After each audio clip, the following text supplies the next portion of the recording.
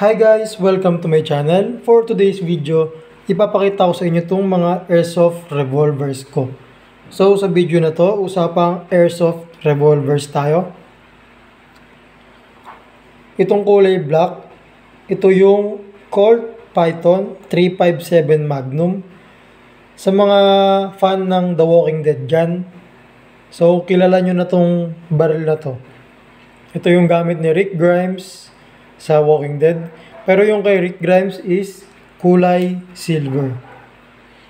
Stainless or silver finish. Ito kasi kulay black. Left side niya. Ito yung markings niya. Python 357. So ito, ikukumpara natin sa video na to yung revolver na gawa sa Taiwan.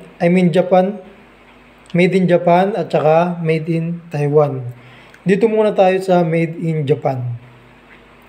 So kadalasan sa mga airsoft guns na gawa sa Japan, ang material na ginagamit sa kanila ay plastic or polymer. So itong unit na to is mostly plastic siya or polymer. Maliban na lang sa trigger and hammer.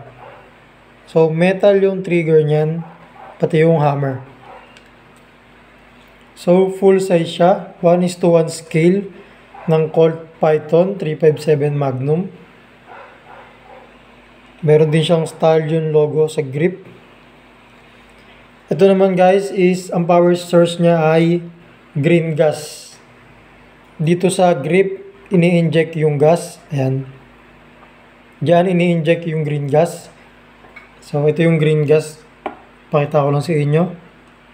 Ayan.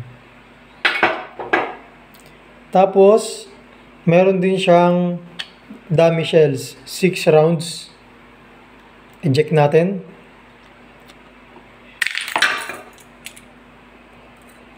So, ayan. Very realistic, no? Dahil meron siyang dummy shells.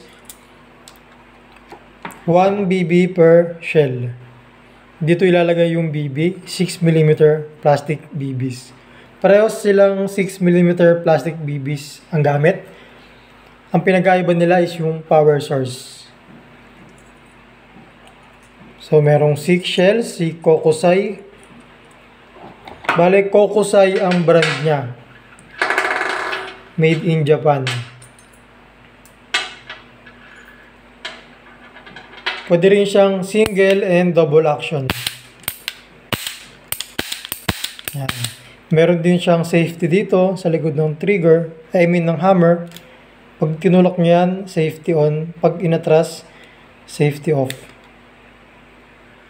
So medyo luma na tong unit na to. Tsaka meron na siyang leak. Kaya hindi ko na siya ginagamit, pang display na lang, pang collection. So kasi fan ako ng Walking Dead. Maganda rin na meron ako nitong baril ni Rick Grimes. Ayan markings niya. JASG. Serial number. Dito sa baril niya is Colt PTFA MFG. Ayan mga ba. Hartford Con USA. Ayan. Pareha sila 6 inches yung barrel. So dito naman tayo sa paborito kong revolver. ASG Dan Wesson 715. So yan, kumikinang-kinang. Ang original finish nito guys, nung binili ko ay steel gray. Kaso sa katagalan, natago ko ito ng matagal na-stock siya. Parang nangitim yung finish niya na steel gray. So, binura ko, ginamit ako ng metal polish at saka basahan. Yun, naging stainless na siya, naging silver. So, gumanda. So, ito namang Dan Wesson 715 ay gawa sa Taiwan, made in Taiwan. Tapos, ang power source niya is 12 gram CO2. Ito. 12 gram CO2. Nilalagay dito sa grip. Sa loob ng grip. Yan. Diyan ilalagay yung 12 gram CO2 Meron siyang screw dito, pwede nyo higpitan para mabutas yung CO2. Tapos, meron din siyang 6 dummy shells. Yan. Ayun ang kagandahan ng mga airsoft revolvers, no? Realistic. Meron din siyang 6 dummy shells. 1 BB per shell. Diyan ilalagay yung BB. So, kumpara natin yung shells ng Python at saka yung shells ng Dan Wesson 715. So, yan. Pareha sila replika ng 357 Magnum na barrel, na revolver. Kaya yung shell nila, same lang din yung size. Parehas lang ng haba yan. Pati yung diameter nila, parehas lang. Yan. Dan Wesson at saka Colt Python. Parehas sila replika ng 357 Magnum revolvers.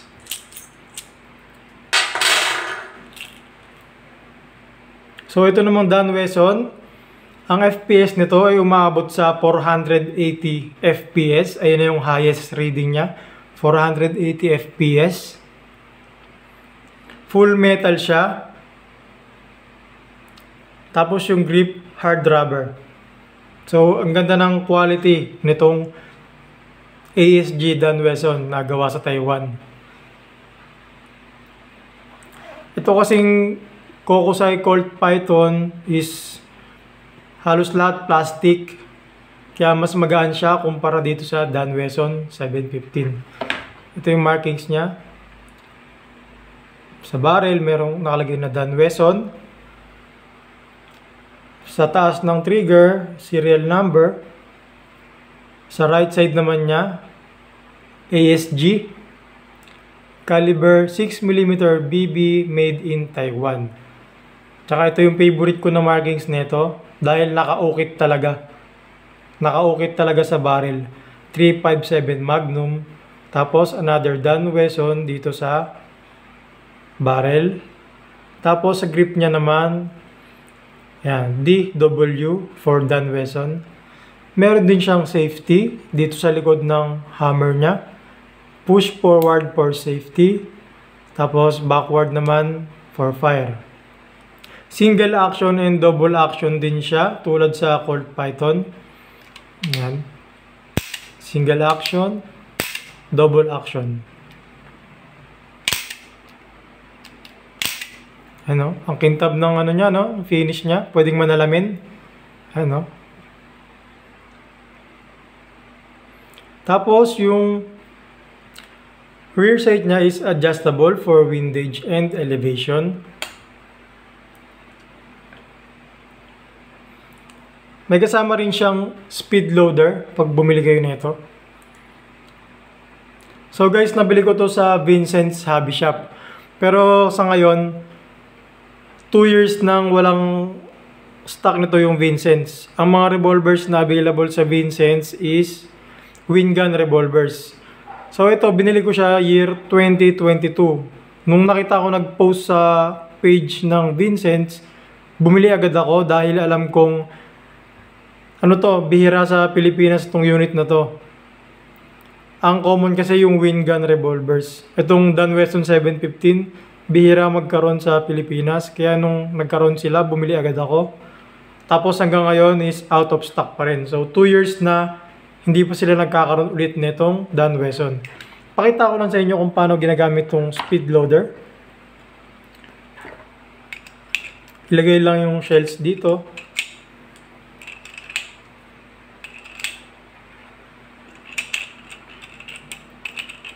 Then, push and twist. Yan. Nakalock na yan. Tapos, buksan ng cylinder. Wait lang. Para makita nyo. Push nyo lang to. Yan. Maglalaglagan na yung shells. So yun ang kagandahan ng airsoft revolvers. Kaya bumibili ako nito dahil ang habol ko yung realism. So hindi siya skirmishable. Dahil una, mataas ang FPS niya. May mga FPS limit kasi sa mga game site.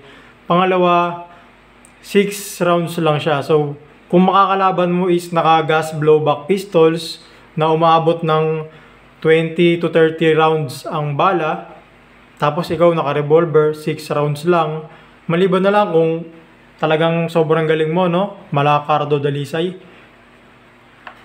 Talagang ano ka, sharpshooter, 6 na bala, pwede na. Pero yung mga gantong unit kasi guys, pang collection lang talaga siya, pang display lang sa bahay, pang plinking.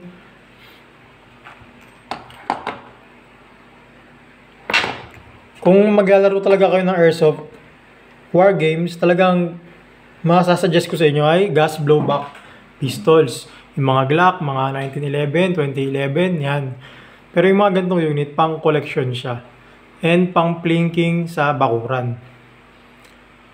So yun lang guys ang difference nila ng made in Japan at made in Taiwan. Made in Taiwan is mostly plastic. Tapos power source ay green gas or other weaker gas. Tapos lower FPS sila. Nasa 200 to 250 FPS lang yung mga gantong revolver, mga gantong unit. Tapos ito namang mga made in Taiwan, full metal, heavy, mabigat, tapos high FPS. Ulitin ko, umaabot to ng 480 FPS. 450 to 480 FPS. So mas malakas pa siya sa rifle, no? Sa AEG. Mas malakas pa sa assault rifle. So yun lang guys. Share ko lang itong mga revolver ko sa inyo. Thanks for watching. Please like and subscribe.